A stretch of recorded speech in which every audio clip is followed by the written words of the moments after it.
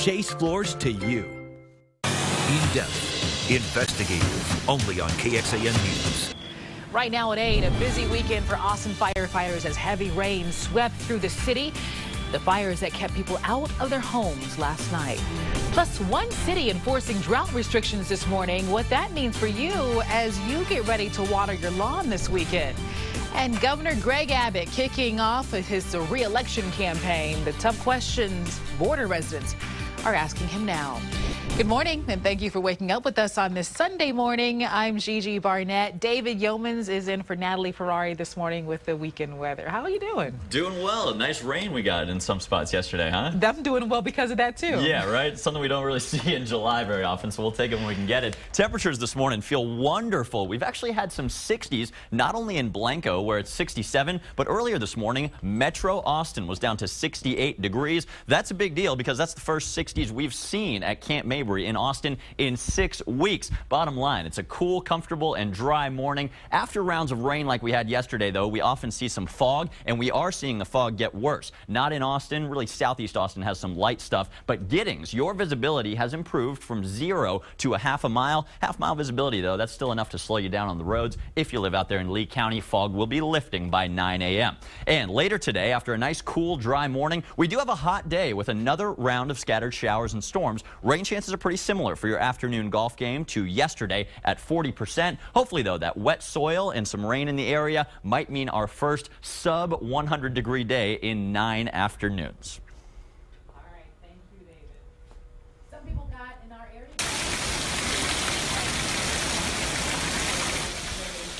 Yeah, check this out, Gigi. Some areas got really nailed by those storms yesterday. This was up in Pflugerville from one of our viewers. You can see some heavy rain, always a welcome sight in the summertime. And look at this video. This is Chris Kane. He sent it to report it at KXAN.com. Some rain and wind out near Round Rock ISD's Canyon Vista Middle School. You can see the wind kind of blowing the trees here. We actually had some more impressive wind than this up in Leander. Reports of wind damage to trees and some houses up in northwest Austin and up the road from there. Power was actually knocked out at one point yesterday evening to almost 2,000 Austin Energy and Blue Bonnet Electric customers. Gigi? Yeah, as a result of all of that rain, Austin firefighters had a busy weekend.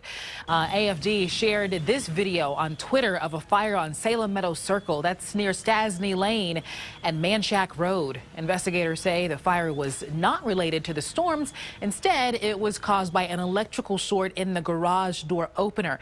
Crews were able to limit the damage to the attic and the garage, but 2 people are out of their homes today and had to spend the night with friends. Investigators are still looking into what exactly caused that electrical blaze. And firefighters say lightning is to blame for this blaze near Pflugerville Parkway on Friendship Hill. Crews from Austin and Pflugerville teamed up to keep those flames from spreading out of the attic and to make sure it didn't reach other homes in that area. And for the second time in just 2 weeks, a tire shop in Pflugerville caught fire this weekend. You can see firefighters here cleaning up at the GCR Tires on West Pecan Street. The cause is still a mystery, but crews were able to knock down those flames quickly. The shop caught fire last Thursday. At that time, firefighters evacuated several homeowners as a precaution. Well, even with yesterday's rain, the city of San Marcos is starting a stage 1 drought restriction today. It's all in response to dropping aquifer levels. The restrictions mean that you can only use sprinklers 1 day a week. And then if you're using hose-in sprinklers, you have to water your lawn before 10 a.m. or after 8 p.m. If you're using an automatic system, you can only run them overnight between 8 p.m. and 8 a.m. Under the restrictions, at-home car washing is allowed, but only once a week. And you can still water your lawn by hand or use soaker hoses on any day at any time. Fresh off of his announcement on his re-election campaign, Governor Greg Abbott spent the weekend near the Texas-Mexico border. He and his wife Cecilia were taking part in a Super Saturday block walk, knocking on doors to raise awareness about his campaign. Well, he was there to listen to people's questions, and the city itself had big ones for the governor. Priscilla Estrada is in McAllen with the details. Governor Greg Abbott spent Saturday in McAllen campaigning for re-election. Exactly. How are you doing? Fine, sir. He went door to door answering questions from residents and asking for their support. I want to stop by and ask you for your vote. The city of McAllen had a question too. When will the state finally reimburse McAllen for the hundreds of thousands of taxpayer dollars spent providing food, showers, and other basic necessities to immigrants that the U.S. Department of Homeland Security releases at the city bus station? The federal government released thousands of immigrants, mostly women and children, at the bus station.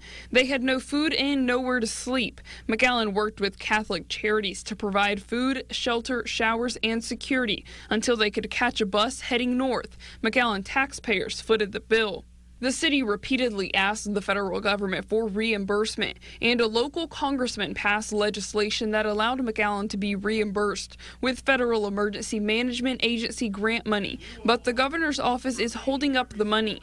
2 years ago, in 2015, the money, as it is now, was allocated by the federal government to FEMA, and we were under the understanding that the money in that budget we had eligible expenses for. As it turns out, we didn't get any of that money. It was determined by the governor's office that those types of expenditures were not eligible. Rodriguez said that McAllen spent more than $500,000 since the summer of 2014. And we just got the request. We need to process it. To be honest, we have not even received an application for reimbursement from McAllen. So the next step would be for McAllen to submit an application, and then we need to see how the application matches up with what the law allows. Rodriguez, though, said the governor's description wasn't accurate. We have absolutely asked for the funding. We've met with the governor's staff personally in their office in Austin on multiple occasions. Congressman Henry Cuellar wrote a letter on behalf of McAllen to Governor Abbott on July 14th, stating, "I added language since 2014 to each yearly Homeland Security appropriations bill to allow the state of Texas to use FEMA's State Homeland Security Grant Program federal dollars to reimburse these communities." And so it's a process of doing that. But the first thing we had to do was to receive the letter yesterday from FEMA authorizing it. And then second, we need the application, and then we can begin to process it. Cuellar's letter attempts to clear up any misunderstanding about the money, making it explicitly clear that the $20 million Texas receives annually can be used to reimburse McAllen and other border cities.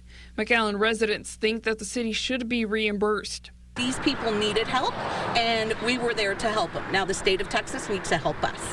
In McAllen, Priscilla Estrada reporting. Statewide volunteers knocked on thousands of doors yesterday to bring awareness to the governor's re-election campaign. The election is in November of next year.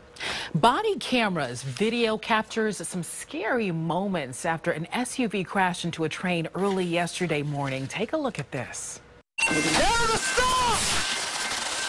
Train! 35, call the railroad company, tell them to stop moving. They're dragging this car with people inside. Some tense situations and moments there. The crash happened just before 3 a.m. in Lamarck. That's just south of Houston. Police say they believe the driver never hit his brakes and smashed through the barricade into the train. At last check, police say alcohol could have played a part here. Medics flew 2 people who were inside that vehicle to the hospital, where one of them is listed in serious condition. NASA is bringing back the old method of recovering astronauts when they return from space, and the training is happening right here in Texas. This is pretty cool. This is the first time we've actually had a capsule in the ocean with astronauts in it in a very long time, since the Apollo program. Crews are testing the Orion space capsule off of the coast of Galveston. Astronauts will get out of the space capsule and then jump onto a raft once they land back on Earth. In the best case scenario, a ship would be nearby after the splashdown to rescue them. Giving them these capabilities means they can survive. One way or the other, they're going to have the tools they need in their toolkit to get out of that capsule and survive and wait until recovery forces are there for them. Well, this method will be put to test next year after a scheduled Orion launch. And although they're working on the water, today will probably be a really good beach day. Yeah, not too bad, especially this morning. If we've got outdoor plans, later today we might see some storms in the area, kind of like yesterday, but I don't think we'll get anything quite like this. Check out these photos we got up in Leander. Trees, Gigi, were actually blown down up in that area. We also got some small, roughly marble-sized hail. Always appreciate your weather photos via our free KXAN weather app. Will this happen again today? I'm going to walk you through your rain chances and help you out with your brunch plans. Coming up. All right. Also ahead, a police officer going above and beyond to protect and serve.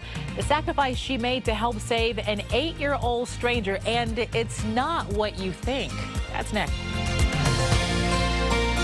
Right now at NTB, buy 2 tires, get 2 free when you purchase our value installation package.